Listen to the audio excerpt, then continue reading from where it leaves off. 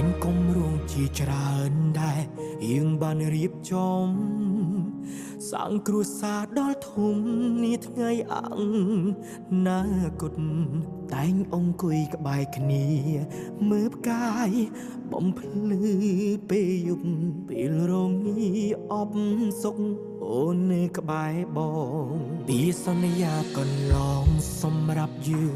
មានច្រើនណាស់ខ្លាចខកខានឱកាសពងសុភ័ក្រមង្គល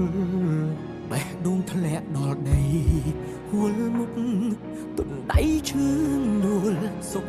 ទទួលបានសារអូនថាអចិត្តហើយហាងមិនមែនការពិតមើលទៅដូចសំដែងកុំរាប់រងតែម្នាក់ឯងប្រាប់បងមកត្រាំត្រាយលាក់ទុកលំបាកអ្វីខ្លាំងនិយាយមកអូនអើយក្រែងថាសុខទុកយើងតែមួយស៊ូរួមគ្នាស្រឡាញ់គ្នាសុខមិនដេចថាអស់ស្រឡាញ់សាកសម្រេចចិត្តឡើងវិញកុំធ្វើបាបចិត្តនឹកនេះបងឈរនៅត្រង់នេះហើយកុំបារម្ភពុំងារពួកយើងអាចពុះពីពុំងារអូនមានបងក្បែ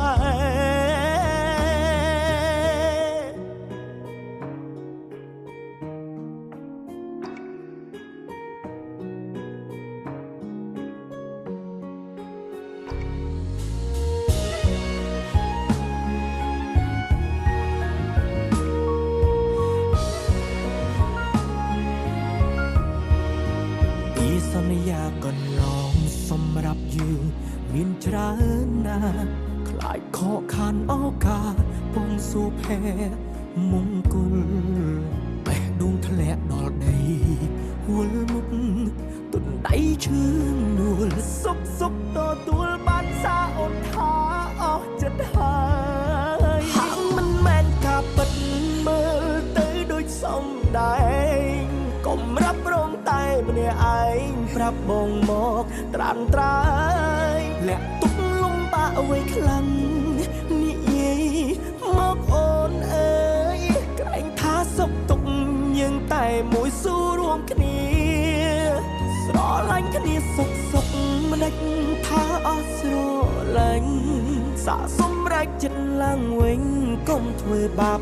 ចិត្តនឹកនេះបងឈរនៅត្រង់នេះហើយកុំបារម្ភពុំងារពួកយើងអាចពុះពីពុំងារអូនមានបងក្បែរហាងមិនមែនការពិតមើលទៅដូចសំដែងកុំរាប់រងតែម្នាក់ឯងប្រាប់បងមកត្រាំត្រាយលាក់ទុកលំបាកអ្វីខ្លាំងនិយាយ